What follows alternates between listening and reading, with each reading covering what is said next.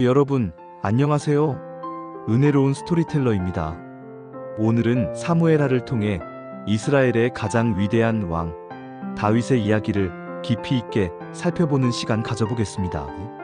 사무엘하는 다윗 왕국의 절정과 함께 그 이면에 드리워진 인간적인 연약함과 고뇌, 그리고 그럼에도 불구하고 신실하게 역사하시는 하나님의 섭리를 보여주는 책입니다. 다윗의 삶을 따라가며 오늘 우리에게 주시는 메시지를 함께 찾아보시죠. 사무엘하는 사울 왕의 비극적인 죽음 소식과 함께 시작됩니다. 자신을 그토록 괴롭히고 죽이려 했던 사울의 죽음 앞에서 다윗은 기뻐하기는커녕 깊은 슬픔을 표현합니다. 이에 다윗이 자기 옷을 잡아 찢음에 함께 있는 모든 사람도 그리하고 사울과 그의 아들 요나단과 여호와의 백성과 이스라엘 족속이 칼의 죽음으로 말미암아 저녁 때까지 슬퍼하여 울며 금식하니라. 이 장면은 다윗이 하나님의 기름 부음 받은 자에 대한 깊은 존경심을 가지고 있었음을 보여줍니다. 다윗은 자신의 방식으로 왕이 되려 하지 않고 하나님의 때를 기다렸습니다. 결국 그는 헤브론에서 유다 지파의 왕으로, 그리고 마침내 온 이스라엘의 왕으로 기름 부음 받게 됩니다.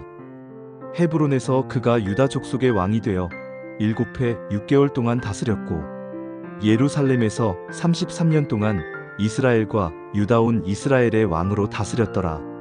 다윗이 왕이 된 후 가장 먼저 한 일 중 하나는 예루살렘을 정복하여 수도로 삼는 것이었습니다.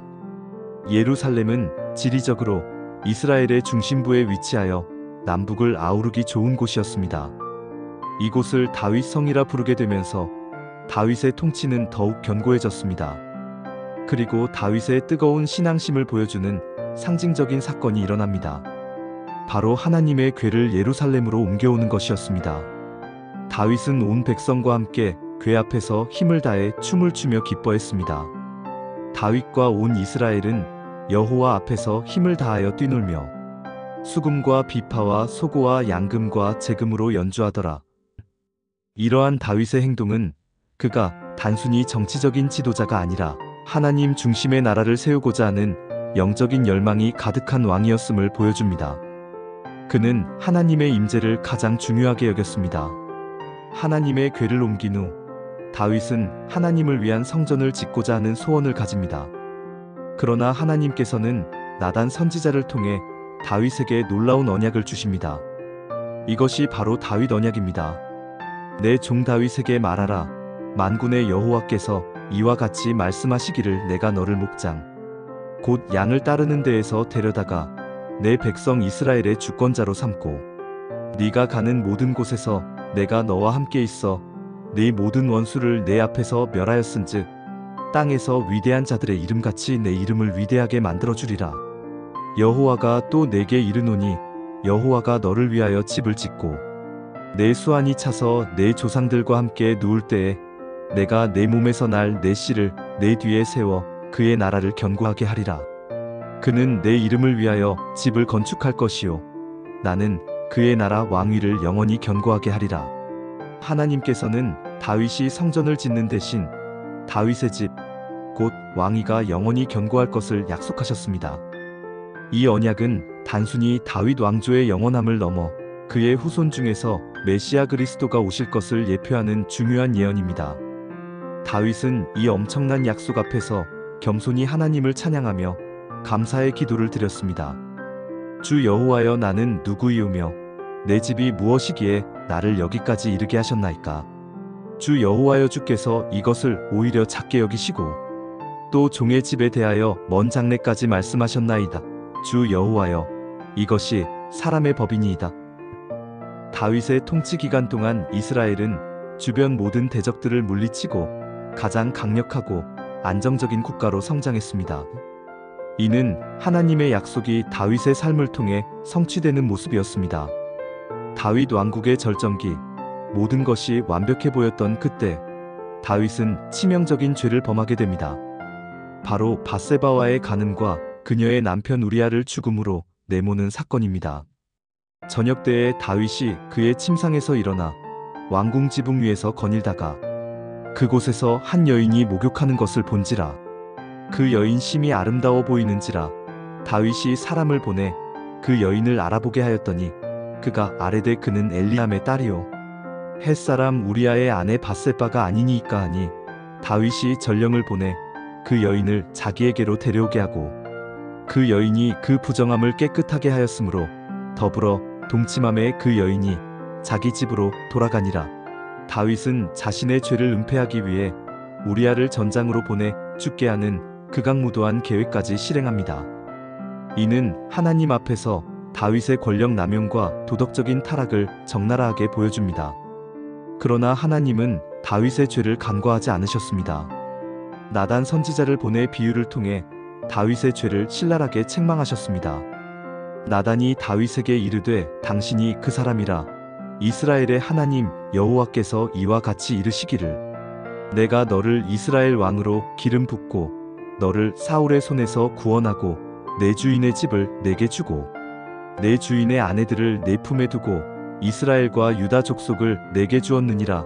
만일 그것이 부족할 것 같으면 내가 내게 이것저것을 더 주었으리라. 그런데 어찌하여 네가 여호와의 말씀을 업신여기고 나보기에 악을 행하였느냐? 네가 햇사람 우리아를 칼로 죽이되 암몬 자손의 칼로 죽이고 그의 아내를 빼앗아 내 아내로 삼았도다. 나단의 책망을 들은 다윗은 비로소 자신의 죄를 깨닫고 진심으로 회개했습니다. 다윗이 나단에게 이르되 내가 여호와께 죄를 범하였노라 하니 나단이 다윗에게 말하되 여호와께서 당신의 죄를 사하셨나니 당신이 죽지 아니하려니와 이 일로 말미암아 여호와의 원수에게 크게 비방할 거리를 얻게 하였으니 당신이 낳은 아이가 반드시 죽으리이다 하고 하나님께서는 다윗의 회개를 받으셨지만 죄의 결과는 피할 수 없었습니다. 밧세바와의 사이에서 태어난 아이가 죽고 다윗의 집안에는 칼이 떠나지 않을 것이라는 예언대로 비극적인 사건들이 연이어 발생합니다. 아들 암논이 이복 누이 다말을 강간하고 복수심에 불타는 압살롬이 암논을 살해합니다. 죄는 개인뿐만 아니라 공동체에까지 깊은 상처를 남긴다는 것을 보여주는 뼈아픈 교훈입니다. 다윗의 가장 큰 고통은 바로 아들 압살롬의 반역이었습니다. 압살롬은 아버지 다윗을 대적하여 백성들의 마음을 훔치고 반역을 일으켜 왕위를 찬탈하려 했습니다. 다윗은 사랑하는 아들에 의해 왕궁에서 쫓겨나는 비참한 신세가 됩니다. 다윗이 감람산 길로 올라갈 때에 그의 머리를 가리고 맨발로 울며 가고 그와 함께 가는 모든 백성들도 각각 자기의 머리를 가리고 울며 올라가니라. 이 장면은 다윗이 경험한 고통과 비통함을 여실히 보여줍니다. 왕의 권위가 바닥에 떨어지고 가장 믿었던 아들에게 배신당하는 고통은 다윗의 마음을 갈기갈기 찢어 놓았습니다. 그러나 이 고통 속에서도 다윗은 하나님을 의지하며 기도했습니다. 그는 하나님의 궤를 예루살렘으로 돌려보내고 하나님께서 다시 자신을 예루살렘으로 돌아오게 하실 것을 믿었습니다. 왕이 사독에게 이르되 보라, 너는 도성으로 돌아가라. 너와 아비아달과 너희 두 아들 곧 사독의 아들 아히마아스와 아비아달의 아들 요나단이 너희와 함께 돌아가라. 만일 내가 여호와 앞에서 은혜를 입으면 도로 나를 인도하사 내게 그 궤와 그 계신 곳을 보이시리라. 그러나 그가 이와 같이 말씀하시기를 내가 너를 기뻐하지 아니한다 하시면 종이 여기 있사오니 선이 여기시는 대로 내게 행하시옵소서. 결국 압살롬의 반역은 실패로 돌아가고 압살롬은 비참하게 죽음을 맞이합니다. 요압이 이르되 내가 지체하지 않고 너와 함께 나아가리라 하여 손에 작은 막대기 셋을 가지고 가서 압살롬의 심장을 찌르니 그가 아직 상수리나무 가운데 살아있을 때에라. 아들을 잃은 다윗의 슬픔은 헤아릴 수 없었습니다. 왕위를 되찾았지만 그에게 남은 것은 비통한 마음뿐이었습니다. 왕이 심히 슬퍼하여 성문 누각으로 올라가서 우니라. 그가 올라갈 때에 말하기를 내 아들 압살롬아, 내 아들 압살롬아, 차라리 내가 너를 대신하여 죽었더면 압살롬 내 아들아 하였더라. 이러한 고난과 역경 속에서 다윗은 더욱 겸손해지고 하나님의 주권을 깊이 경험하게 됩니다. 그는 자신의 힘이 아닌 오직 하나님의 은혜로 왕위에 다시 서게 되었음을 깨달았습니다. 사무엘하의 마지막 장들에서는 다윗의 또 다른 실수가 기록됩니다. 그것은 바로 인구조사였습니다. 당시 인구조사는 전쟁을 위한 군사력 파악 등 교만한 목적을 담고 있을 때가 많았습니다. 하나님을 의지하기보다 자신의 힘을 과시하려는 의도였을 수 있습니다. 여호와께서 다시 이스라엘을 향하여 진노하사 그들을 충동하사 다윗에게 이르시기를 가서 이스라엘과 유다의 인구를 조사하라 하시니라. 이로 인해 하나님께서는 이스라엘에 끔찍한 재앙을 내리십니다. 수많은 백성이 죽어가는 것을 본 다윗은 자신의 죄를 인정하고 하나님께 회개하며 간구합니다. 다윗이 백성을 치는 천사를 보고 곧 여호와께 아뢰어 이르되 나는 범죄하였고 악을 행하였사오나 이 양무리는 무엇을 행하였나이까 청하건대 주의 손으로 나와 내 아버지의 집을 치소서 하니라. 다윗의 진심 어린 회개와 중보 기도를 들으신 하나님께서는 재앙을 멈추십니다. 다윗은 재앙이 멈춘 아라우나의 타작마당에 제단을 쌓고 번제와 화목제를 드리며 하나님께 예배했습니다.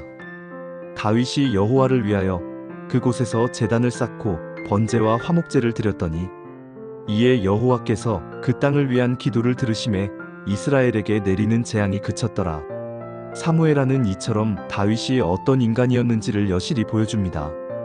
그는 용맹한 전사였고 탁월한 정치인이었으며 하나님을 뜨겁게 사랑하고 찬양하는 하나님의 마음에 합한 자였습니다. 동시에 그는 실수하고 넘어지는 연약하고 죄 많은 인간이었습니다. 그러나 중요한 것은 그가 죄를 지었을 때 진심으로 회개하고 하나님께로 돌아섰다는 것입니다. 하나님께서는 그런 다윗을 버리지 않으시고 그분의 신실한 약속대로 다윗의 왕위를 견고하게 하셨습니다. 다윗의 삶은 우리에게 중요한 교훈을 줍니다. 우리는 완벽한 존재가 아니며 때로는 실수하고 넘어질 수 있습니다. 그러나 중요한 것은 그 실수와 죄 앞에서 어떻게 반응하느냐입니다. 다윗처럼 자신의 죄를 인정하고 하나님께 회개하며 나아갈 때 하나님께서는 우리를 다시 일으켜 세우시고 그분의 신실한 약속을 이루어 가십니다. 오늘 다윗의 이야기를 통해 하나님의 은혜와 섭리가 우리의 삶 속에서도 어떻게 역사하는지 깊이 묵상해 보셨기를 바랍니다. 여러분의 삶 속에서도 하나님의 신실하심을 경험하시길 축복합니다. 다음 시간에도 하나님의 말씀을 깊이 있게 탐구하는 시간으로 찾아뵙겠습니다. 은혜로운 스토리텔러 채널 구독과 좋아요, 알림 설정 잊지 마세요. 감사합니다.